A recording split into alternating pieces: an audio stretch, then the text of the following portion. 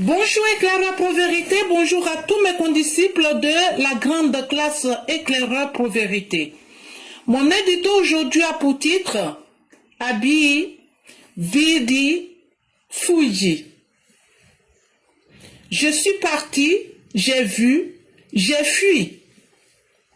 Aïe, qui t'a dit, Soumela? Qui t'a dit que partir de son pays n'est pas camarade de quelqu'un? En plus, les circonstances et les raisons de l'exil diffèrent aussi d'une personne à une autre.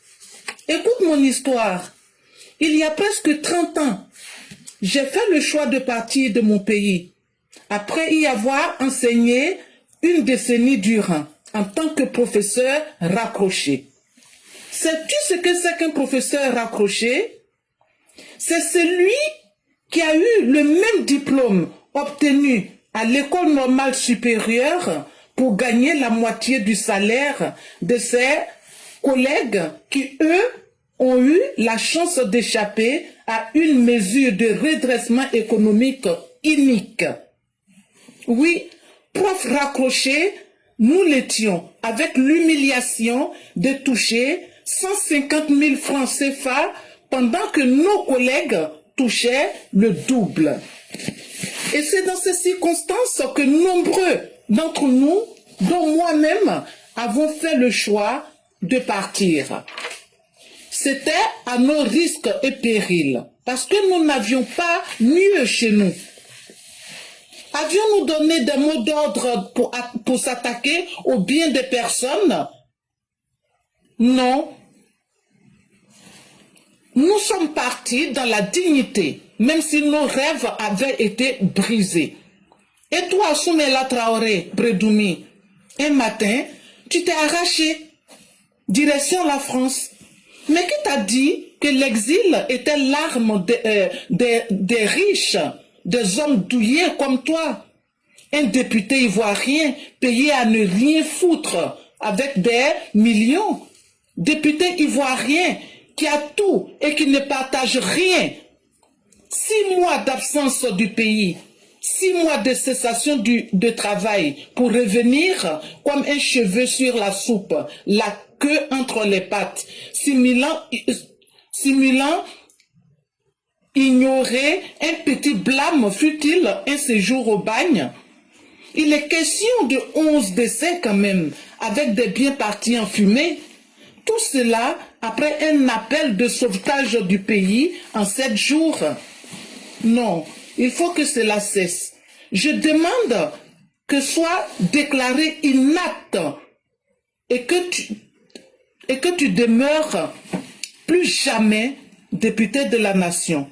Nous voulons une Côte d'Ivoire juste. Nous avons fait notre part de sacrifice en son temps et maintenant, l'heure a sonné pour vous aussi, d'autant plus que c'est vous qui aviez été dans le tort. Merci et à bientôt. Merci infiniment à Mère Gouin. Merci encore à cette belle leçon de vie qu'elle donne aux uns et aux autres. L'exil n'est pas forcément quelque chose que l'on entreprend juste par plaisir ou bien par expérience. Il faudrait que ce soit quelque chose qui soit motivé par une nécessité réelle et véritable.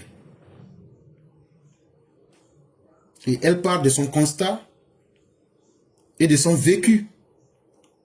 Et ça a été le cas pour des millions d'Ivoiriens qui se retrouvent aujourd'hui à travers le monde parce qu'ils n'avaient pas le choix. Soit pour des raisons économiques, mais ça serait encore pire quand vient le temps de Laurent Gbagbo, où des millions d'Ivoiriens étaient obligés de fuir les escadrons de la mort, étaient obligés de fuir la prostitution qui était devenue un métier en Côte d'Ivoire. Tous ceux qui ne voulaient pas cette vie de facilité pour se voir transformés en miliciens et qui voulaient sauver leur vie n'avaient autre choix que de quitter ce pays pour d'abord sauver aussi leur vie. Et ça, ce sont des véritables frustrations. Et ce sont des véritables raisons. Des gens qui ont fait les mêmes études, mais qui gagnaient moins. Des gens qui voulaient fuir pour sauver leur vie. Voilà ce qui nous a fait quitter la Côte d'Ivoire à un certain moment. Parce que les dirigeants étaient incapables de faire rêver leur peuple, de sécuriser leur peuple. Quand on voit aujourd'hui des politiciens répus, des politiciens rassasiés qui mettent leurs doigts dans leur gorge pour vomir tellement ils ont bien mangé. Venez nous dire que non, eux veulent maintenant s'asseoir maintenant au sommet du fauteuil présidentiel et que si eux n'arrivent pas à faire cela, les Ivoiriens ne doivent pas respirer. Et quand ils échouent dans leur sale besoin, ils prennent un matin la fuite pour penser que l'exil leur sera un porte-bonheur. Mais quand ils arrivent en France, qu'ils constatent qu'ils ne sont rien d'autre, ils ne sont bons qu'à aller à un McDonald's pour chercher un boulot de nettoyeur, c'est là que l'individu se rend compte que le dessous de l'herbe n'est pas toujours vert. Et que ce faux titre de député, de faux députés qu'ils sont en Côte d'Ivoire, à ne rien foutre, à ne rien produire, à être dans l'inconscience absolue et dans l'incapacité de savoir que eux ils doivent réfléchir et améliorer les conditions des Ivoiriens. Ils prennent 3 400 000 francs CFA par mois. Là, la créature découvre que la vie est dure pour elle. La créature sent qu'elle ne peut pas vivre dans le froid. La créature n'était pas préparée à affronter les injustices liées à l'aventure.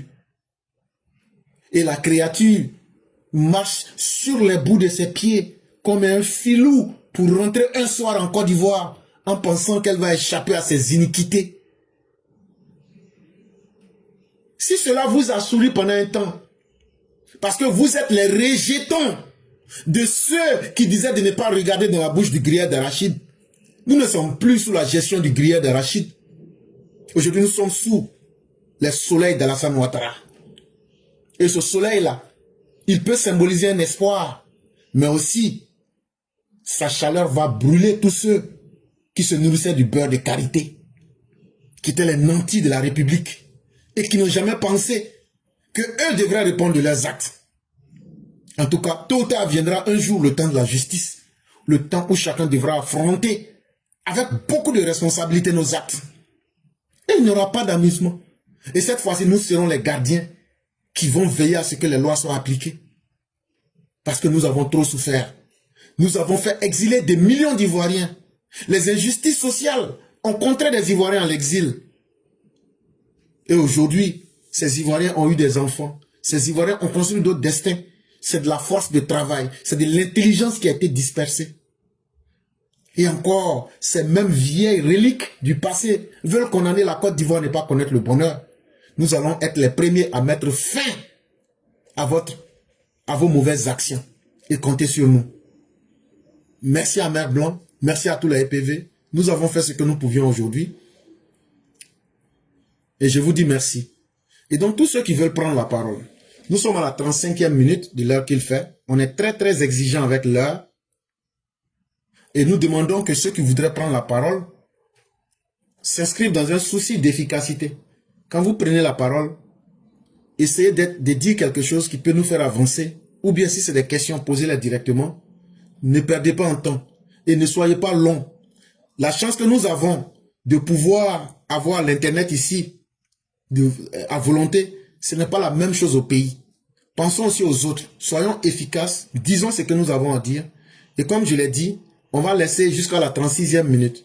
Pour l'instant, je vois 2 personnes. Et si Dieu merci, c'est seulement 2 personnes, ça va beaucoup nous arranger. Mais s'il y a d'autres personnes qui s'ajoutent, nous allons s'y faire avec.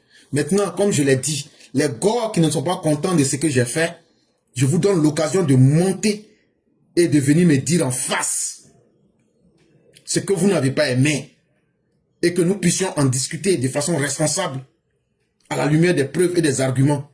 Donc vous aussi, nous vous attendons aussi pour que vous puissiez être à la hauteur du rendez-vous. Et donc, je vous lance le défi de venir défendre votre leader devant tout le monde et sans filtre et sans faux fuyant. C'est ça un vrai garçon. Ce que j'ai dit là, j'assume pleinement et j'ai les capacités intellectuelles de le défendre. Et parce que c'est la vérité. Maintenant, vous êtes là par millions, par milliers, pardon. Soyez capables de venir défendre votre chef. Ne soyez pas aussi indigne que de ne pas pouvoir faire cela. Ça s'appelle être digne. Moi, on ne peut pas m'inviter sur un panel, me parler d'Alassane Ouattara et je vais rester. Je ne peux jamais faire ça.